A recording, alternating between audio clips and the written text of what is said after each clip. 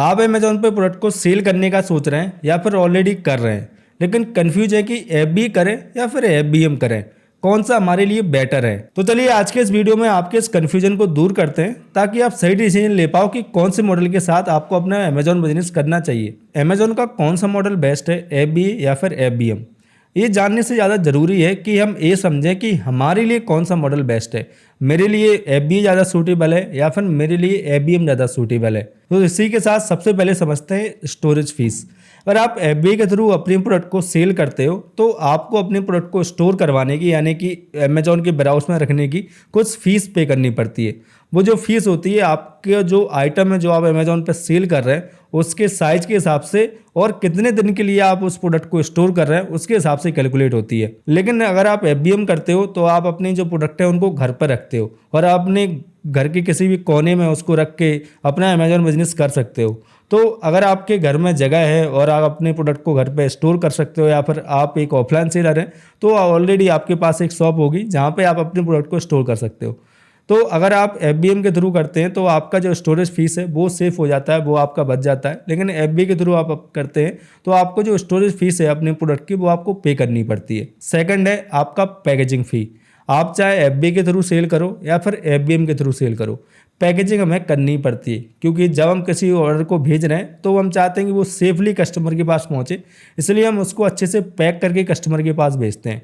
तो पैकेजिंग का तो हमारा एफबी और एफबीएम में दोनों लगता है। लेकिन पैकेजिंग अगर हम एफबी के थ्रू करवाते हैं तो उसमें जो बंदा हमारे प्रोडक्ट को पैक कर रहा है उसकी भी फीस, यानी कि उसके भी कुछ चार्जेस हमें पे करने पड़ते हैं।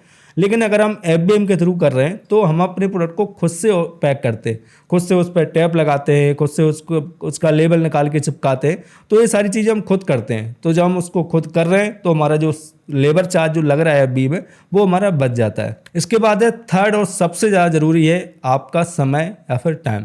अगर आप एफबी के थ्रू अपना बिजनेस करते हैं अमेजोन का तो आपका काफ़ी ज़्यादा जो टाइम है वो बच जाता है, क्योंकि ना ही आपको अपने ऑर्डर को पैक करना है, ना ही उसका लेबल निकालना है, ना ही उसको डिस्पैच करना है, ना ही आपको रिटर्न हैंडल करने।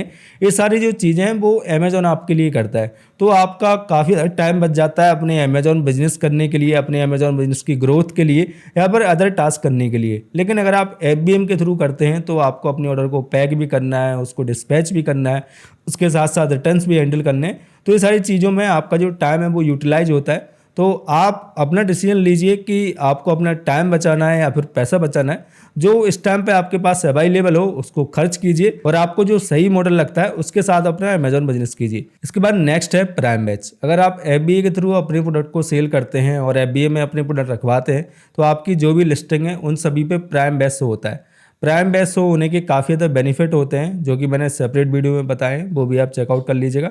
लेकिन अगर आप एफबीएम के थ्रू अपने प्रोडक्ट सेल करते हैं तो आपके प्रोडक्ट पे प्राइम बैच शो नहीं होता है। लेकिन आप करवा सकते हैं, प्राइम बैच ले सकते हैं बगैर एफबीए के भी, उसको मैंने सेपरेट वीडियो में बताया। तो इस वीडियो को देखने के बाद वो वाले वीडियो भी जरूर चेकआउट कर लीजिएगा। इसके बाद नेक्स्ट है आपका रीस्टॉकिंग टाइम। अगर आप एफबीएम में अपने प्रोडक्ट रखवाते हैं तो रीस्टॉक में आपको काफ़ी ज़्यादा टाइम लगता है, क्योंकि आपको अपनी इन्वेंट्री प्लानिंग करनी होती है, आपको अपने जो गुड्स हैं उनको एफबी में रखवाना होता है, देन आपका जो इन्वेंट्री है वो रीस्टॉक होती है। लेकिन अगर आप ईजी सेप या फिर एफबीएम के थ्रू सेल कर रहे हो तो आप काफ़ी जल्दी अपने प्रोडक्ट को रीस्टॉक करवा सकते हो। अगर एकदम से आपको सेल आ जाए और आपके जो एफबी में जो प्रोडक्ट रखे हैं वो सेल आउट हो जाए तो आप उनको रीस्टॉक नहीं करवा पाएंगे हाल की हाल।